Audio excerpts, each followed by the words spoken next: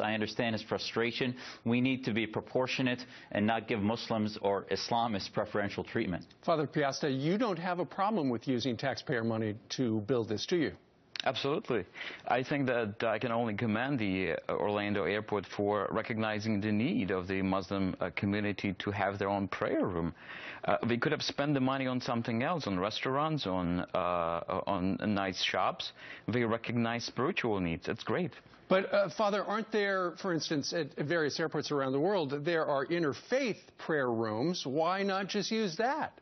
Well, there is an interfaith prayer room at Orlando. It's at Airside 1, which is on completely the other side of the airport. You have to leave the secure area and enter on the other side in order to get to the newly built chapel. It's unacceptable. Okay, Dr. Jasser, what about why doesn't everybody just use an interfaith prayer room rather than build one specifically for one particular religion?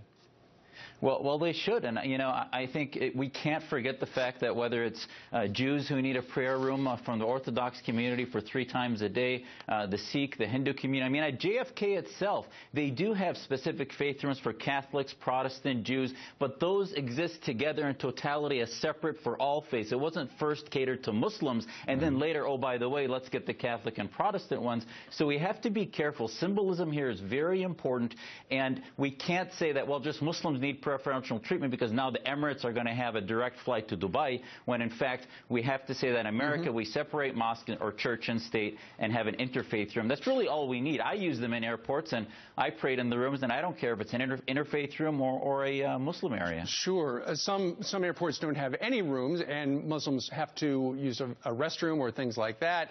So it's great that they would have an interfaith. The big question is whether or not, having something specifically for religion. Dr. Jasser, do you think there's a possibility that this could be just a business decision on the part of Emirates Air to attract more Muslim air travelers?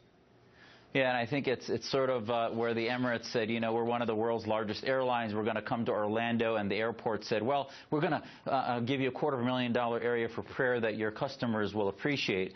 Meantime, we sort of forget that we're catering to Islamist interests, and even in their own countries, they don't do that. They have more interfaith prayer areas rather than one that just does that. And sometimes, by bending over backwards, we do things that are even beyond our own cultural norms. Okay, Father Piasta, I'll give you the final word on this. Well, I do see things differently because I work at JFK and I see how all those different religions intertwine.